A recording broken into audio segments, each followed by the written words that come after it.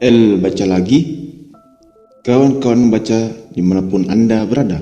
Siapkan posisi nyaman, fokuskan pendengaran, mari baca teks dan suara. Sapiens, karangan Yuval Noah Harari. Sub bagian 2, melangkahi genom. Kemampuan untuk menggambarkan hal-hal dengan kata-kata memungkinkan orang-orang yang tidak saling kenal untuk bekerja sama secara efektif. Namun kemampuan ini juga memiliki dampak yang lebih besar, karena kerjasama manusia dalam skala besar didasarkan pada mitos. Cara orang bekerja sama dapat diubah dengan mengubah mitosnya dengan menceritakan kisah yang berbeda.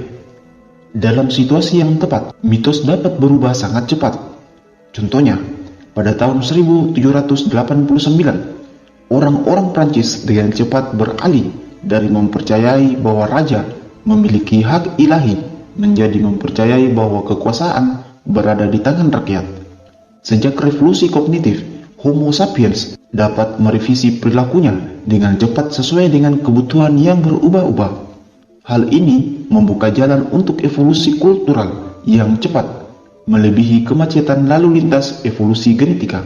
Dengan menempuh jalur cepat, Homo sapiens segera mengungguli semua spesies manusia dan binatang lain dalam hal kemampuan untuk bekerja sama.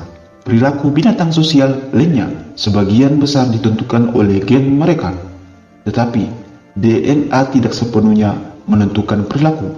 Faktor lingkungan dan kebiasaan individu juga mempengaruhi perilaku binatang. Meskipun demikian, dalam lingkungan tertentu, binatang dari spesies yang sama cenderung berperilaku serupa.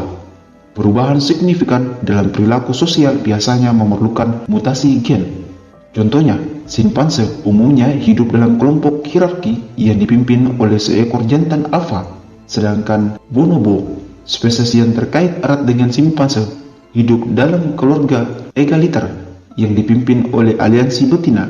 Meskipun simpanse betina tidak bisa belajar dari kerabat mereka, bonobo untuk melancarkan revolusi feminis atau simpanse jantan berkumpul untuk menghapuskan kantor jantan alfa. Perubahan dramatis seperti itu hanya dapat terjadi jika terjadi perubahan dalam DNA simpanse. Orang zaman dahulu tidak mengadakan revolusi sama sekali.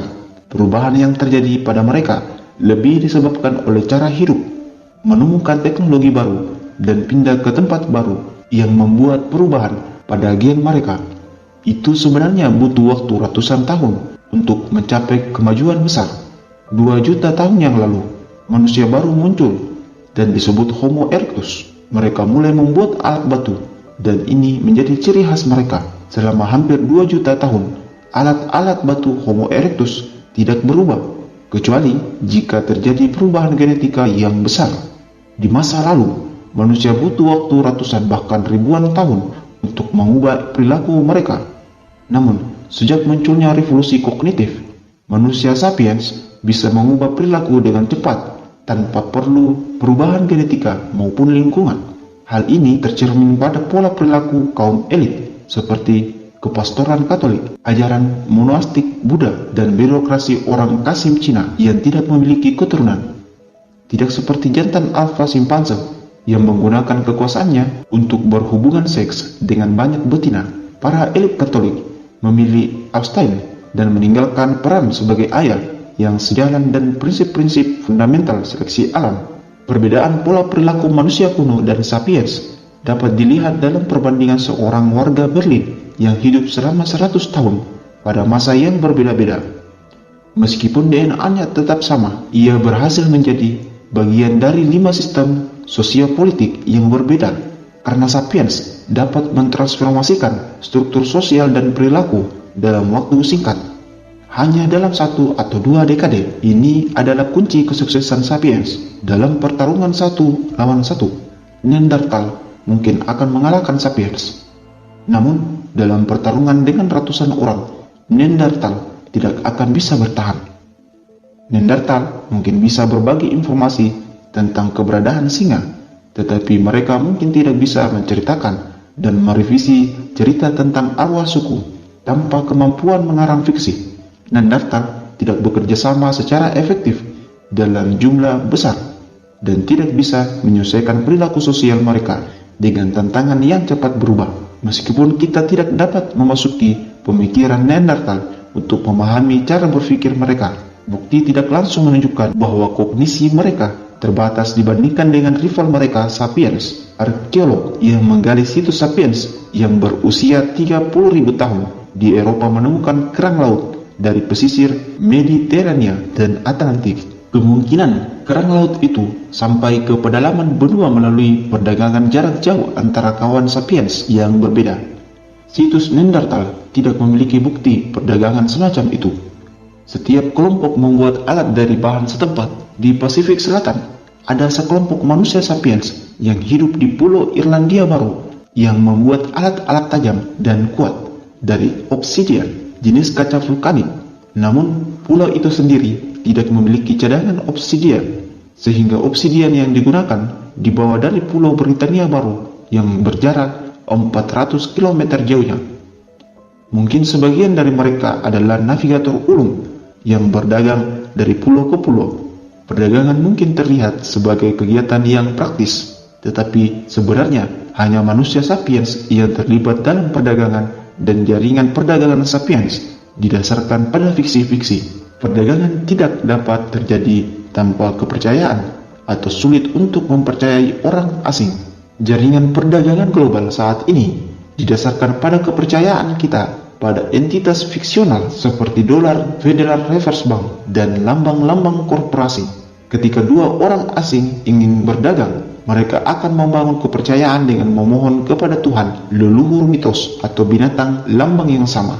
Jika manusia Sapiens kuno yang percaya pada fiksi seperti itu dapat memperdagangkan kerang dan obsidian, maka masuk akal bahwa mereka juga dapat memperdagangkan informasi, dan dengan demikian menciptakan jaringan pengetahuan yang lebih luas dan lebih padat daripada Neanderthal dan manusia kuno lainnya. Teknik berburu memberikan contoh perbedaan ini, di mana Neanderthal biasanya berburu sendirian atau dalam kelompok kecil. Sapiens, manusia purba, mengembangkan teknik-teknik terbaru yang melibatkan kerjasama antara puluhan atau bahkan ratusan individu.